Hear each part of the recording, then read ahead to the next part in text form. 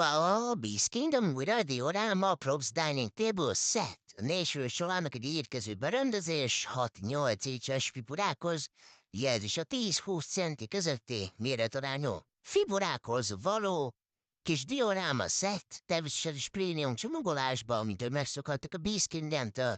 Most nagyon jó áron, de egy fél ára alatt van, mi se hiszük el, hogy ennyi ezt tudjuk majd adni, nagyon jó.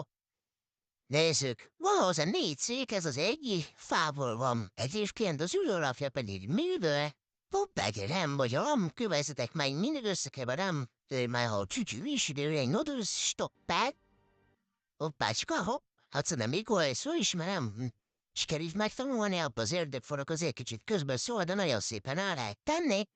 Hoppás fikus szülyáda és fikus maradjak annyiba, mert hozzá növény nem kell vacsolni, szóval azért elég előnyös vacsolni nem kell. Hopp a másik párja, zacskó. A másik 2 szék, hoppá, öcsém, hát igen, ez prémium. Figyelj, hogy összekaristolja a figurát, rá lehet ülteni puha művőr, a teteje szivacsos, a melső fából van az asztal, oda nézd, ki van meredítve. Ez ilyen faszínű cseresznye.